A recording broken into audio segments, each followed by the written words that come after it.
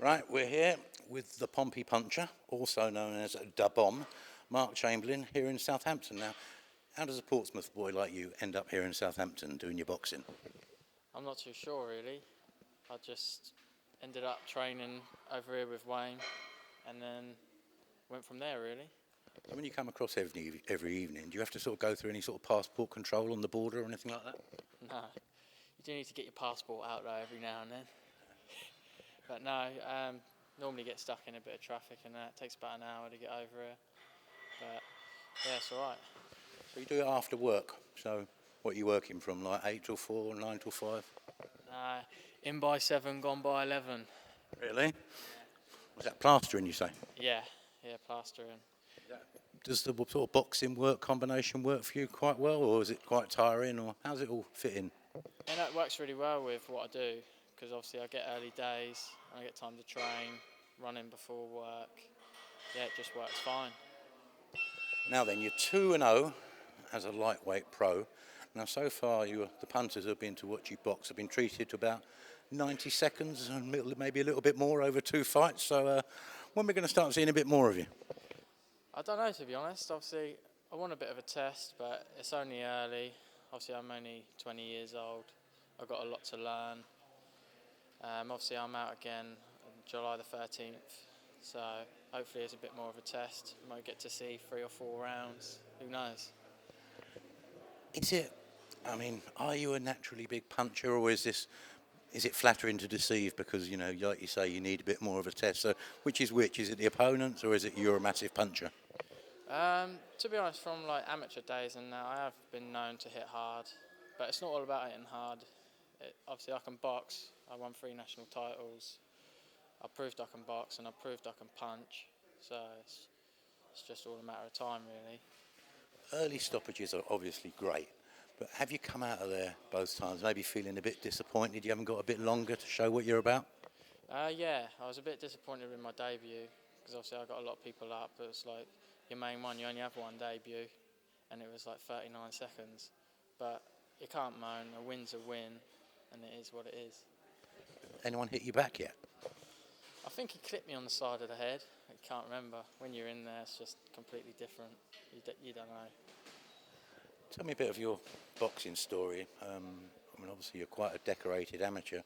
How did it all start for you? Obviously you've got your brother here training as well. So what's the backstory to Mark Chamberlain? Well, basically what it was, when me and my brother was like 6 and 7, she took us to a club like a mile up the road. You say she, you mean your mum? Or? Yeah, my mum. And it all went from there really. So from the age of like 6, I'm now 20. I've stuck to it the whole way through. I think I had like 47 amateur fights, won 43, something like that. 3 national titles, junior, youth, and a senior. It was my first year of being a senior as well, so it meant quite a lot to me because obviously I'm going from boxing people my own age to then turning like 18, 19 and boxing people up to like 30, 35. And it was obviously my first season as a senior, and then I ended up winning it as first year. So I'm going. What was the catalyst for your mum taking you to up the amateur club at 6 years old? Was it anything to do with? Well, it's obviously not your weight because you're nice and slim. Was it anything to do with school or just learning to look after yourself? No, she just didn't want us to get bullied. Just wanted to know like that we could look after ourselves, not be bullies ourselves, but obviously you get bullies out there, and it is just one of them things in the world, I suppose. People think they're big and clever, and yeah. You got hooked pretty much straight away? Yeah, I love it. Obviously, from day one to now, I still love it just as much. So. Aside from, like you say, your senior ABA title, I think you won a GB title as well as a senior. You won other title? It was a senior elite national championships, and then obviously I think you got like the 3 nations after that. I didn't bother with none of that. I just thought it was time to turn over because England, it was just so corrupt for me. Obviously beating big names as an amateur, and there was people getting picked over me all the time. I was going up to Sheffield on like 3-day camps, like going on training camps for like the Commonwealth Games. As I won the championships the year before, I should have been going to the Commonwealths, but other people get picked over you all the time. It's just not fair. It's get very disheartening when you see that sort of thing happening, especially when you're young as well. Yeah, because obviously I live in Portsmouth and I've got to drive all the way to Sheffield, and you're there just to make numbers up for sparring. Really, it is disheartening. It makes you want to give up, but you can't quit. You just got to carry on going. So there was no temptation for you to like enter into an Olympic cycle where you've got to commit for 4 years. I don't know what's after. Obviously, you've got like your assessment camps and then GB, but there's a long way before you would be going to the Olympics. And obviously, they got their GB squad boys picked, and there's boys on there that have been on there for so many years, and they go to all the competitions. I suppose you can't just win one national title and expect to take their place. It means you can be a young pro and learn the ropes with plenty of time on your side, I guess. Yeah, I mean, I didn't plan on turning pro so early. It just happened. I obviously teamed up with Wayne and Frank, and then went from there. Really, just enjoyed training with them. And That ABA title, I mean, there's another young lad who was quite a storied amateur, just turned professional. You wobbled and beat him in the semi-finals. Charles Frankham, is that correct? yeah, he's a good amateur. He's a big name. Obviously, just signed with Matchroom. I think he's just had his debut. But yeah, no, it was good.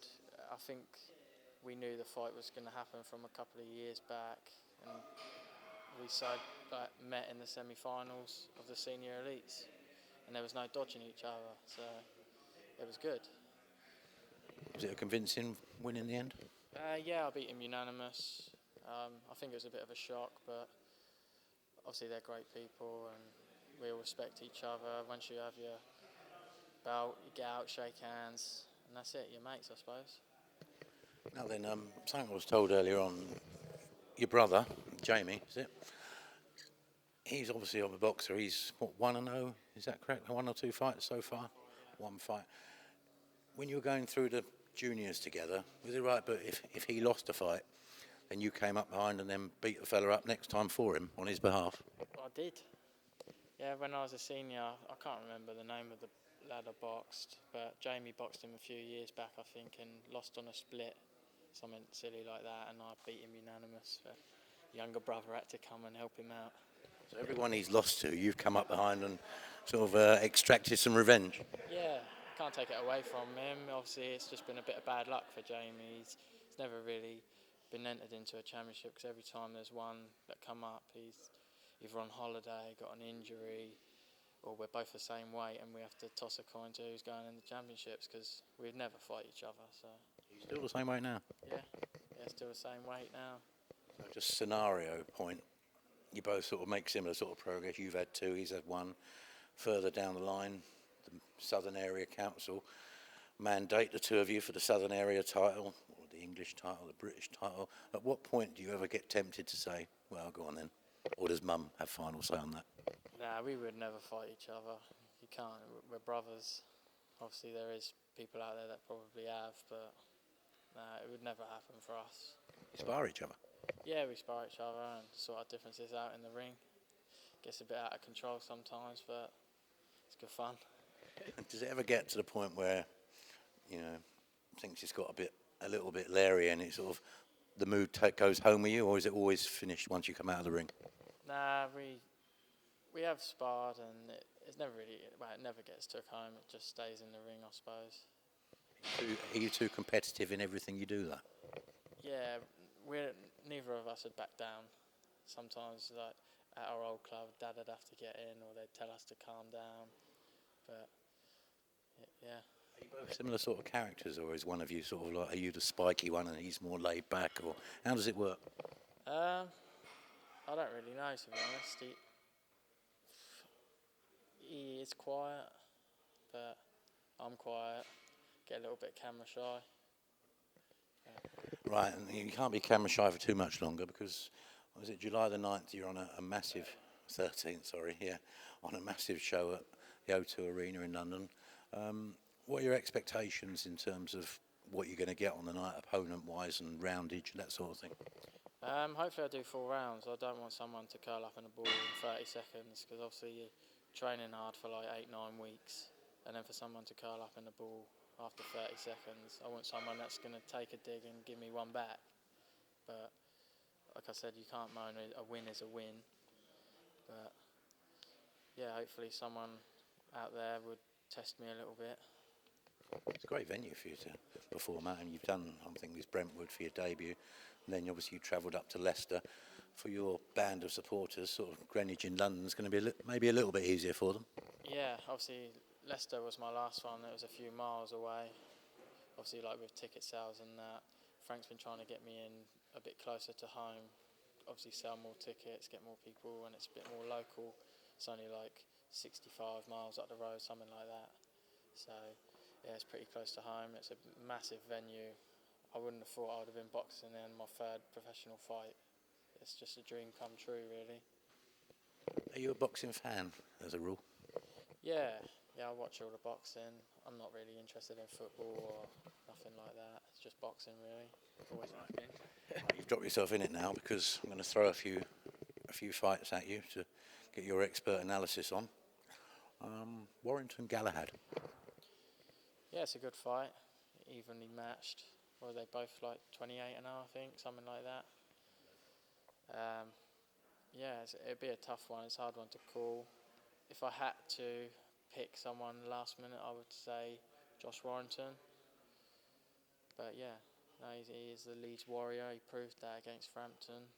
It shocked me for how strong he was. Obviously, people say he isn't a puncher and that, but I think he is. Dubois Gorman. I don't know. It's another hard one to call, really. I'd like to say Gorman on points, but if it doesn't go that way, Dubois by knockout. It's tough. It's boxing. Anything can happen, especially in heavyweights. It's a matter of one punch. That's all it is. Right, the final fight I'm going to throw at you, back to Leeds. Zelfa Barrett, Leon Woodstock. What do you reckon to that one? I don't really know, to be honest. I haven't seen much of Liam Woodstock. I watched him in Leicester. I thought it was a good performance. But I didn't watch the end of the fight.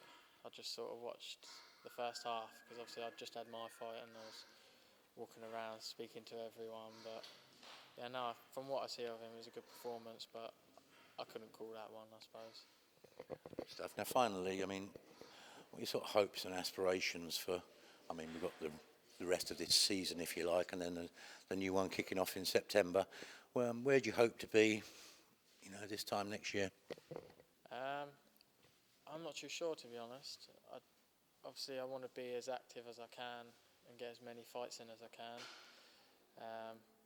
Who knows? I guess the way to do that is to, if you to carry on making the statements you're making in the ring, and it's going to catch the attention of Frank, isn't it? Yeah. While we're on that, to the subject of Frank, I just want to say a big thank you to him for getting me on the bill at the O2. And I just want to be active, really, and have a big 2019. Are you listening, Frank? There you go. Mark Chamberlain, thank you very much.